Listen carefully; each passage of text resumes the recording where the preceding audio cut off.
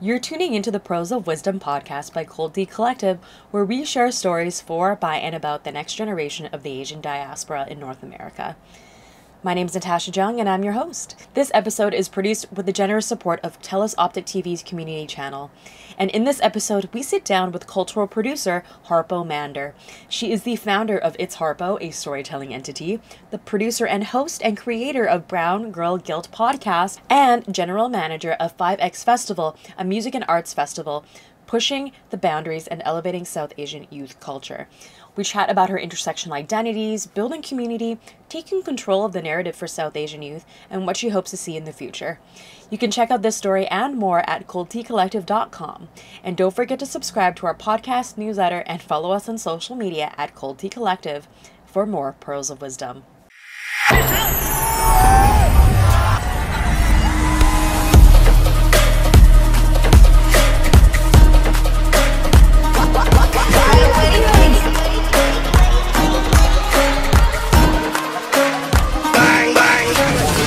Hi friends, it's your girl Harpo. That smile on your face makes it easy to trust you.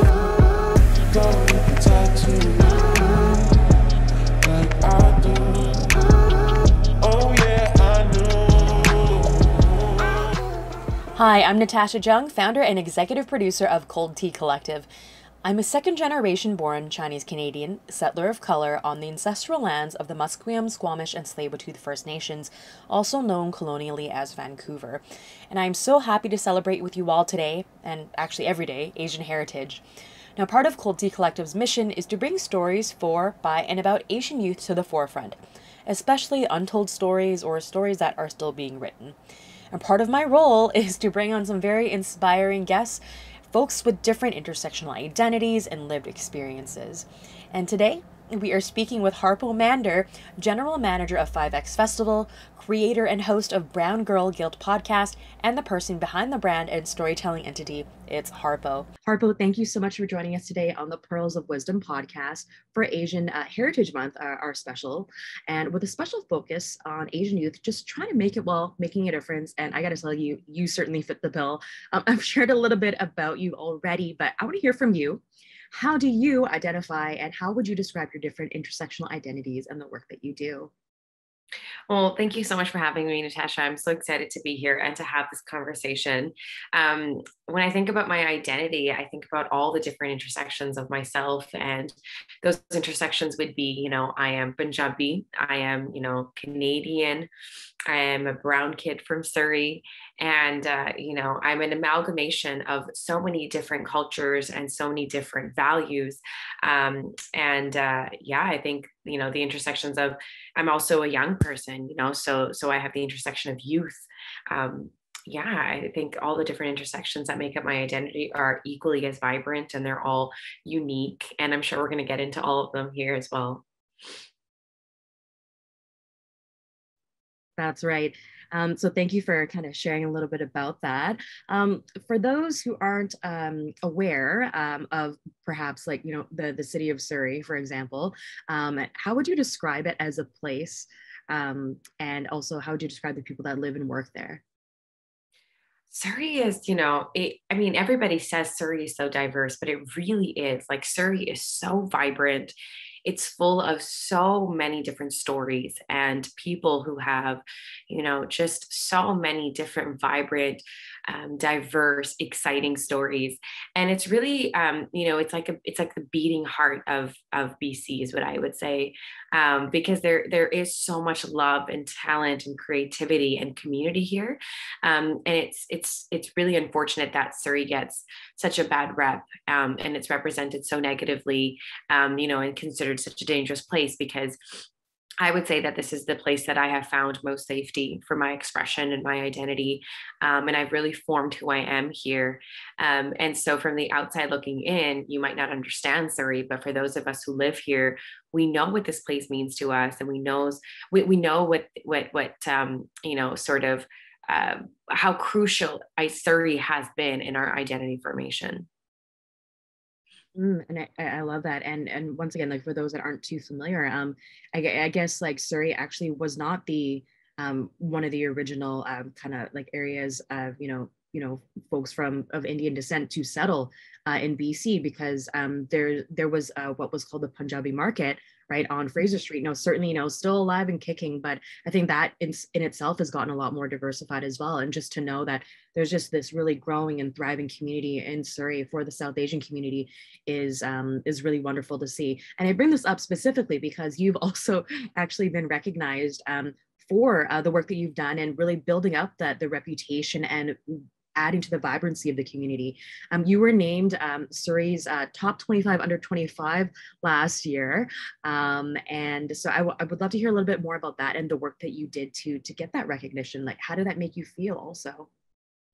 I think the biggest accomplishment for me when I did receive the top 25 under 25 award is that I was a part of a group of 25 young people from Surrey who have been doing exceptional work and are really representative of the kind of, vibrancy and exciting storytelling that happens in Surrey.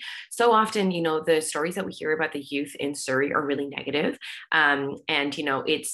There's not enough nuance to the way that the stories have been told. And so the fact that I was a part of one of 25 young people from Surrey, I think what it did was really help shift the narrative that not all young people in Surrey are lost, don't have their identities fully formed, and are not dangerous and bad kids, right? I think that the overall perception of the kids in Surrey is that they're troublemakers.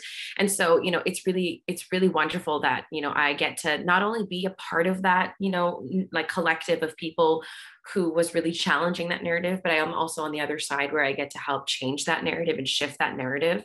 I actually remember like having applied for that award the year previous and not receiving it and just thinking like, wow, like I am not important enough. I haven't done anything that's worthy of being recognized, which is not true in hindsight. It's not true. But I think what it meant was, well, first I have to say like it was my last year that I could get it because I turned 26 this year. So I just snuck in. But I think above all, it was just really nice to be recognized for, the love that I carry for Surrey and to be considered one of the young people who is creating meaningful change because I know it and the people around me know it. I think what it does is it just really helps to solidify the work that you're doing. And that's really all it was. Yeah, no, absolutely. We mentioned community a little bit here. So I want to know, what does community mean to you and how has community really shaped you as an individual? Yeah, community for me means love. It really does. I think, when we show up in love, we show up with love, we support one another and we create space for one another to really experience ourselves in our authenticity and our inner expression and to really come together to achieve what it is that we're trying to do and build the world that we want to do. That to me is community. And my experience with community, like I was raised in a way where I wasn't just raised by my parents, I was raised by my aunts and uncles, my grandparents.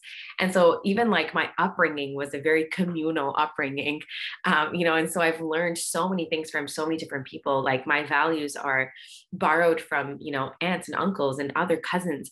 And so, the way that strengthened who I am is really indicative of how I approach community now, that there's so much to learn from all of us.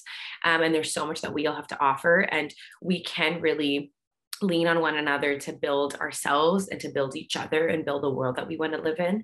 Community is also really healing. I mean, I know that, sometimes we look out and there's this hustle culture that tells us we have to do things on our own and we have to really be independent and fierce. And yes, there's a place for that, but there is so much healing to be found in relationships, in community. And to me, community is really just a collective, really big warm hug, if I could say. I love that analogy. And if we weren't, virtually apart, I'd love to give you a big warm hug because I definitely, I feel that love from you. I feel that positivity and that joy radiating from you. But I also sense that feeling of conviction within you as well to really just make a change and really, as you mentioned, take control of that narrative. And so speaking of narrative, I have so many questions about that because I know you're a storyteller by heart and by nature. And but kind of shifting gears a little bit here. So speaking of narrative, the narrative for South Asian, young South Asian folk in the Surrey community specifically is changing, and there's a lot of positivity that's being brought to the forefront from you, as well as a lot of other great communities and groups and individuals. But I think something that I'd love to like learn from you is that, the East Asian community, in particular, the last few years have had, like a really tough time because of, with the pandemic and a lot of, very targeted racialized attacks. Vancouver was like a top city for anti-Asian hate and all that kind of stuff. And it's been really, really hard to see. Just kind of knowing your experience in uplifting the South Asian community, do you think there's something that perhaps others that are possibly going through the same thing can learn from how you've been able to change the narrative and lean into joy and lean into that love that we can take from that and, try to strengthen and uplift ourselves as well as others around us? Yeah, absolutely. I think something that you said, there's like what I would like to say is something that's right in your question. Joy is a form of resistance. Joy is a form of activism, because when we embrace our joy, those who are trying to rob us of our joy actually can't win. And so, joy is something that we can really anchor down into and say that I'm going to experience in its fullest expression. And so that's something that I've been able to do. And what we do a lot at 5X is like, we celebrate a lot. Like, yes, we're fighting against systems and we're calling, we call a spade, but at the same time, we really show up to celebrate, right? Like, we hold ourselves and our community in love and we express joy and we multiply that joy. And so, there is definitely a space for us to do that, because that is a reclamation of our identities. It's a reclamation of our rightful space that has been taken away from us. The other ways that we've been really able to uplift the South Asian community is to really form more like linear, solidarity in a linear way across the board with other BIPOC communities. I think so much of what happens when you're, a minority group is you sort of look to the group in power to sort of empower you and to teach you and to give you permission to, build community and to do things. But if you sort of like work laterally and, you sort of hit up the other organizations and the other groups of people, just the way that, Cold Tea Collective is doing, that really helps you to strengthen your understanding of yourself and that collective identity and the systems, because most often we're operating within the same systems, and where our fights can look a little bit different because our concerns can be a little bit different, the treatment can be a little bit different. But if we're sort of in a unified, we're collectively unified, like that jump from where you are to where you want to be can be a lot smaller. And I think like to be just loud and proud of who you are. Like, we do that so much at 5X. Like, we are our authentic selves. We show up the way that we are. We don't let anyone change us. And yes, there's so many challenges. I mean, the city of Surrey is not very supportive of, the creative culture, the artistic, cultivation of creatives in the city. And we run into a lot of barriers when we're programming, when we're hosting our events. And that's not a secret. We're very, very open and vocal about that as an organization, as a community. But, we really try not to let that deter us away from the kind of world that we're building. That's super important. To be able to not let that kind of deter you. And I love what you said about building across the board, like laterally and linearly, that community of support and allyship across the board, because you're right. Like, I think a lot of what the focus is or where the pressure is and where, even like cancel culture comes into play is like just looking at those who are in power, but not necessarily putting pressure on or encouraging or creating space for other potential allies that are also part of the different BIPOC communities. And I think that's a really wonderful way to really empower others as well. I'd love to learn a little bit more about 5X Festival, as well as your publication 5X Press. Yeah, 5X is one of my favorite places in the world, in the city, So 5X, we're the essential festival for, South Asian youth. And we want to build a world where we belong and thrive, really, right? We want to be able to just show up and see ourselves represented and to create the art and the music and, all the creative work that we want to do. And so we have that annual flagship festival every June, and it's coming up very, very soon this year.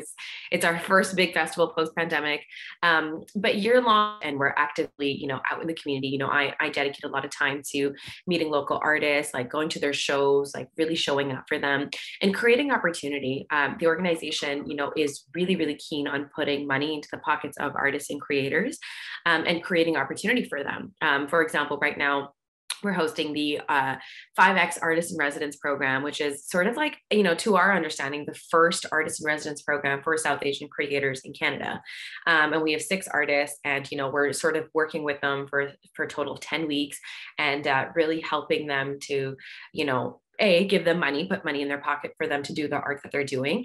But I mean, overall, it's really just a chance for us to, support artists and to tell them that they don't have to, their art and their creativity doesn't have to be a side hustle. They can turn it into, their full time. It can be the thing that, really they do for the rest of their lives.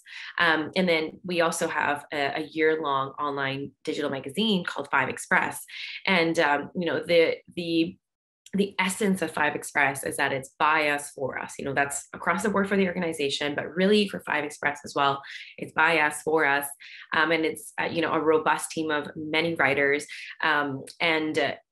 It's young people telling the stories that they want to tell, right? Making the commentary that they want to make, really, untangling the knots of their identities in the way that they want to.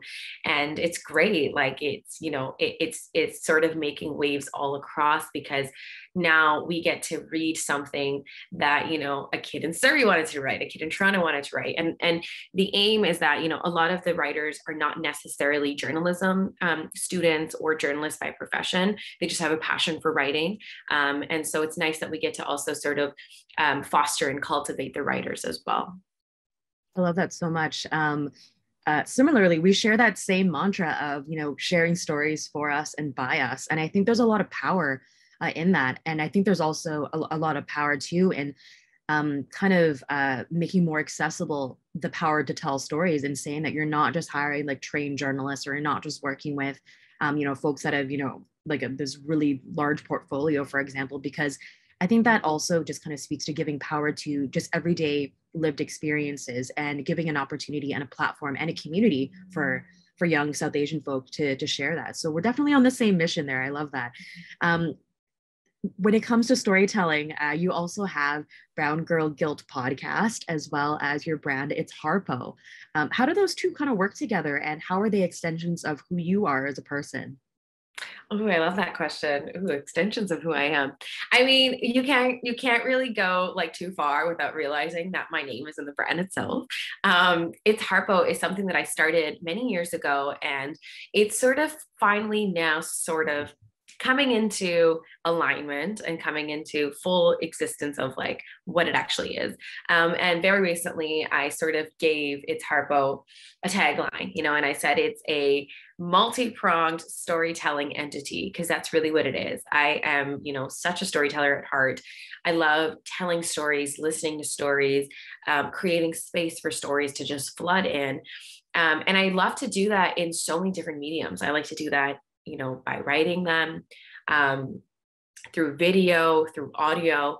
And so, Its Harpo is really just a place for me to invite other stories in, and to, really make sure that the stories of my life and the people in my life sort of spread out. And one of the ways that I tell some stories is through the Brown Girl Guild podcast. That's the way that I get to really use audio as a medium.